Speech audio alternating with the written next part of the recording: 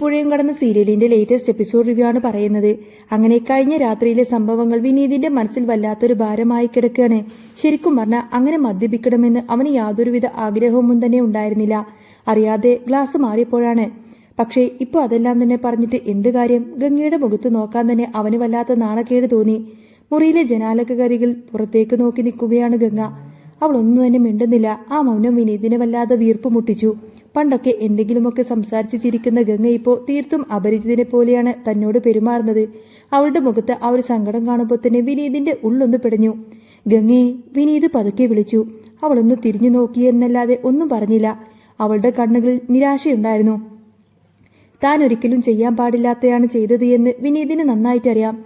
എങ്ങനെയെങ്കിലും ഗംഗയൊന്ന് പറഞ്ഞ് മനസ്സിലാക്കണം. ഈ പിണക്കം മാറ്റണം. അവളെ തന്നിലേക്ക് ഒന്നുകൂടി അടുപ്പിക്കണം. അതിന് ഇനി എന്താണ് ഒരു വഴിയെന്ന് ആലോചിച്ച് വിനീത് ആകെ തല പുകഞ്ഞു.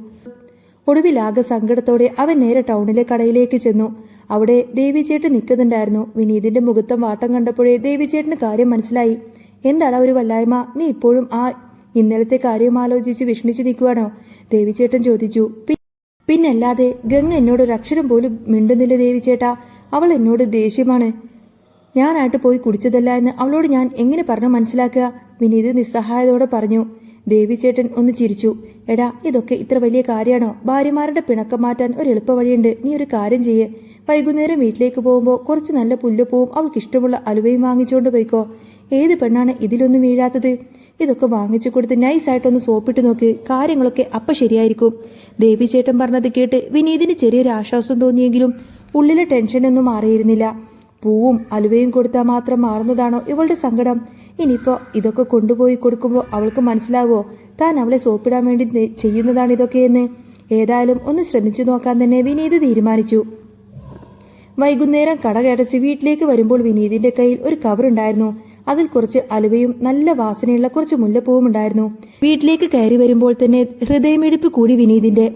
ഇത് താൻ ഗംഗയെ എങ്ങനെ ഏൽപ്പിക്കുമെന്നൊക്കെ ആലോചിച്ച് വിയർക്കുമായിരുന്നു അവൻ.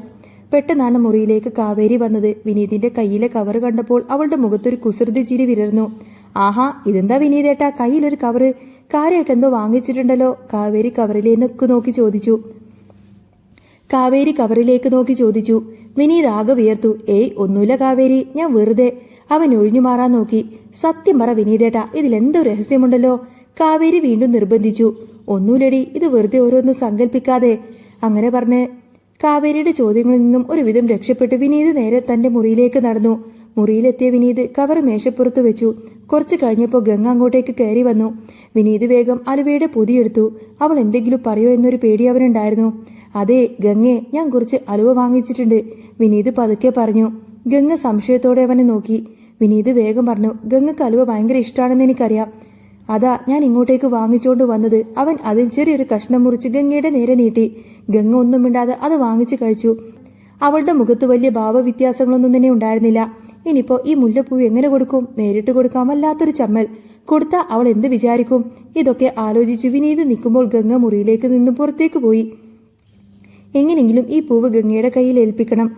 വിനീത് മുല്ലപ്പൂവും കയ്യിൽ പിടിച്ച് ഗംഗയെ നോക്കി നിന്നു. മുറ്റത്ത് കാവേരി ശാരദയും സംസാരിച്ചുകൊണ്ടിരിക്കുകയാണ്. വിനീത് അത് കണ്ടു. ഗംഗയും ആ ഭാഗത്തേക്ക് പോകുന്നത് അവൻ ശ്രദ്ധിച്ചു. അപ്പോഴാണ് വിനീതിന്റെ മനസ്സിൽ ഒരു ബുദ്ധി തോന്നിയത്. ഗംഗയുടെ മേലേക്ക് ആ ഒരു പൂവെറിയ. അതാവുമ്പോൾ ഒരു സർപ്രൈസ് ആവുമല്ലോ. തന്റെ സ്നേഹം അവൾക്ക് മനസ്സിലാവുകയും ചെയ്യും. വിനീത് പതുക്കെ ചെന്ന് ഗംഗ നിൽക്കുന്നു എന്ന് കരുതി ആ ഒരു ഭാഗത്തേക്ക് മുല്ലപ്പൂവ് എറിഞ്ഞു കൊടുത്തു. എന്നാൽ അവിടെ ഗംഗയായിരുന്നില്ല. ഇരുട്ടത്ത് ശാരദാമയായിരുന്നു അവിടെ നിന്നിരുന്നത്. പൂവ് കൃത്യം വീണത് ശാരദാമയുടെ ദേഹത്തേക്കാണ്. ഇരുട്ടത്ത് പെട്ടെന്ന് തണുത്ത് എന്തോന്ന് തന്റെ ദേഹത്ത് വന്ന് വീണപ്പോൾ ശാരദ ശരിക്കും ഞെട്ടി. അയ്യോ അമ്മേ, പാമ്പേ എന്ന് ശാരദ ഒറ്റച്ച് അലർന്നു. അവരുടെ നിലവിളി കേട്ടുകൊണ്ട് തന്നെ കാവേരി അങ്ങോട്ടേക്ക് ഓടിയെത്തി. എന്താ അമ്മേ, എന്റെ ദേഹത്ത് പാമ്പ് വീണു മോളെ എന്ന് ശാരദ പേടിച്ച് വിറച്ചുകൊണ്ട് പറഞ്ഞു. കാവേരി താഴേക്ക് നോക്കി. അവിടെ പാമ്പൊന്നും ഉണ്ടായിരുന്നില്ല.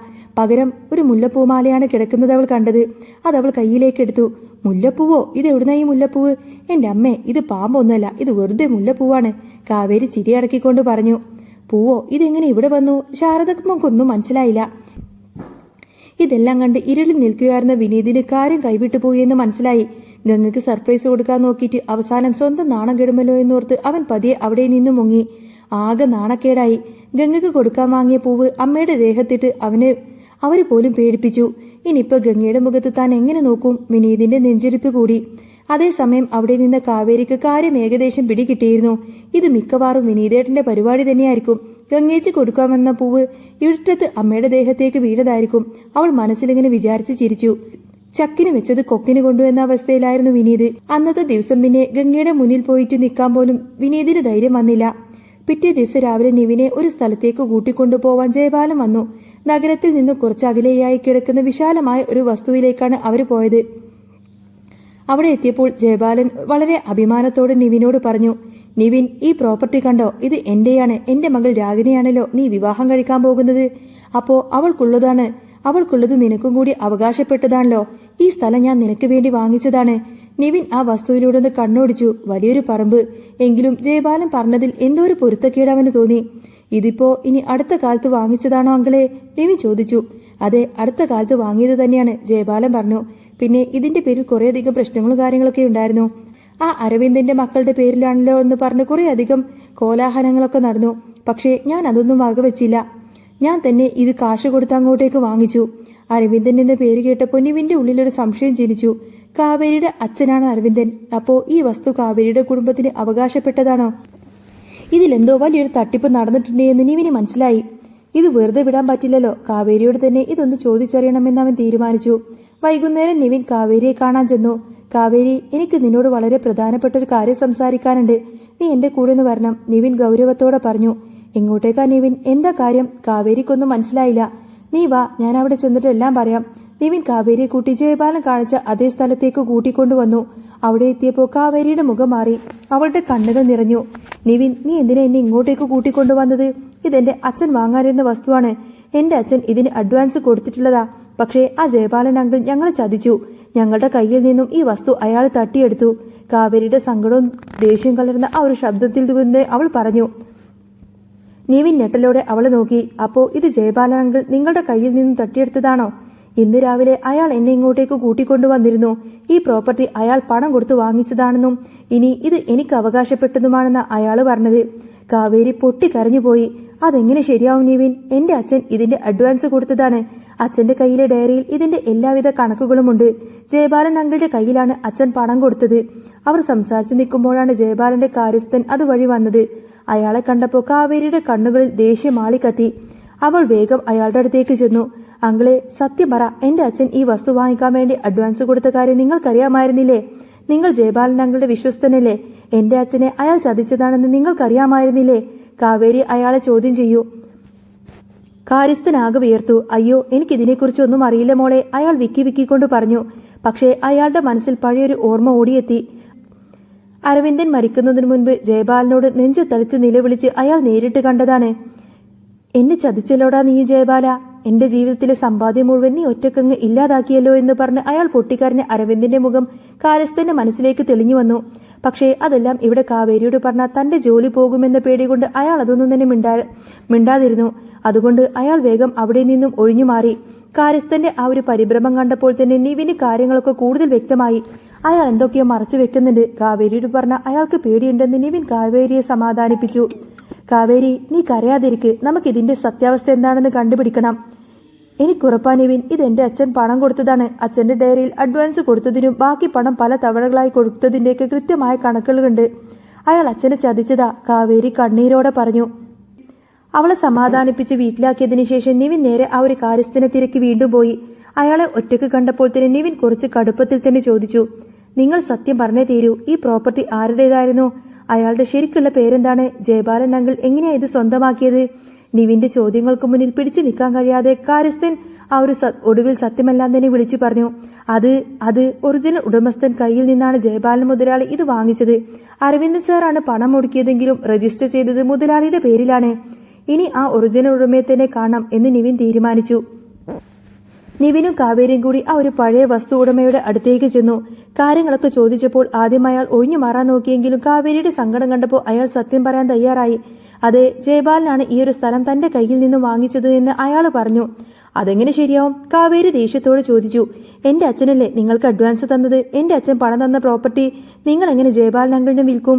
അയാൾ ദീർഘനിശ്വാസത്തോടെ പറഞ്ഞു. അഡ്വാൻസ് തന്നത് അരവിന്ദനാണെന്ന് അത് ശരിയാണ്. അരവിന്ദനും ജയപാലനും വലിയ കൂട്ടുകാരായിരുന്നു. എന്റെ ഈ സ്ഥലം വിൽക്കാൻ കിടക്കുന്ന കാര്യം ഞാൻ ആദ്യം പറയുന്നത് ജയപാലനോടാ. അങ്ങനെ ജയപാലൻ വഴി അരവിന്ദൻ ഇങ്ങോട്ടേക്ക് വന്നു. അരവിന്ദൻ പണം തരാമെന്ന് സമ്മതിച്ചു. അഡ്വാൻസ് തുക മറ്റ് ഗഡുക്കളെല്ലാം തന്നെ എന്റെ കയ്യിൽ കൊണ്ടുതന്നതൊക്കെ ജയപാലനായിരുന്നു.